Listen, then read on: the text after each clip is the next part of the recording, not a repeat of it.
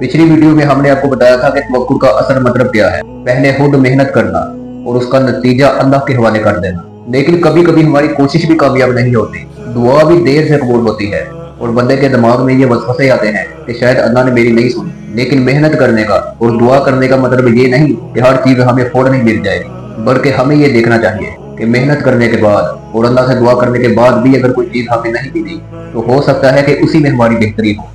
इसका इशारा अल्लाह ने कुरान में भी फरमाया है कि हो सकता है कि अगर तुम किसी चीज को पसंद करो लेकिन वो तुम्हारे लिए बेहतर ना हो, और ये भी हो सकता है कि अगर तुम किसी चीज को पसंद ना करो और वही चीज तुम्हारे लिए बेहतर हो। इसकी मिसाल आप इस तरह से समझे कि एक बहुत बड़ा कारोबारी आदमी है और उसने अपने कारोबार के सिलसिले में किसी दूसरे मुल्क में जाना है, लेकिन अगर किसी भी वजह से वो उस दूसरे मुल्क में ना पहुंच पाया तो उसको अपने कारोबार में एक बहुत ही बड़ा नुकसान हो जाएगा। जब वो आदमी पूरी तरह से तैयार होकर एयरपोर्ट में पहुंचता है तो उसे वहां पर ये पता चलता है कि जहाज तो उड़ गया, उसके पहुंचने से पहले ही जहाज उड़ गया।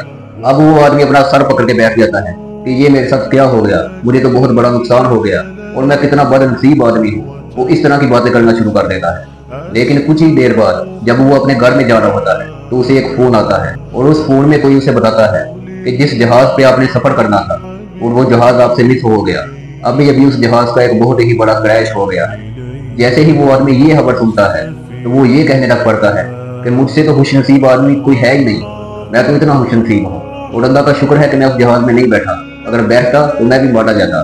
इसी चीज के बारे में अल्लाह कुरान में फरमाता है कि हो सकता है कि अगर तुम किसी चीज को पसंद करो लेकिन वो तुम्हारे लिए नुकसानदेह साबित हो, और अगर तुम किसी चीज को नापसंद करो वही तुम्हारे लिए फायदेमंद साबित हो।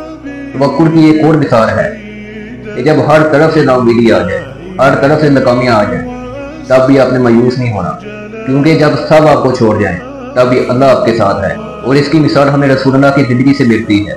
जब रसूलुल्लाह सल्लल्लाहु अलैहि वसल्लम और हज़रत अबू बकर मक्के से मदीने में हिजरत कर रहे थे तो उन्होंने एक गार के अंदर पनाह ले ली। उस गार का नाम था गारे सऊद। तो काफी रसूलुल्लाह का पीछा करते हुए उस गार के अंदर पहुंच गए और वो इतने करीब आ गए आपके कि अगर वो नीचे देखते तो वो रसूलुल्लाह को और हज़रत अबू बकर को देख लेते। फिर हज़रत अबू बकर भी थोड़ा सा डरने लगे तो रसूलुल्लाह ने हज़रत अबू बकर से फरमाया कि गम ना कर, अल्लाह हमारे साथ है। और फिर वही हुआ, अल्लाह ने उन्हें बचा दिया। इससे ये साबित होता है कि जब सारे रास्ते बंद हो तब अल्लाह हमारे साथ होता है। हम अल्लाह से दुआ कर सकते हैं, अल्लाह से मदद मांग सकते हैं, लेकिन फिर भी अगर अल्लाह हमारी दुआ फौरी तौर पर कबूल नहीं करता तो हो सकता है इसी में बेहतरी हो। अल्लाह हाफिज।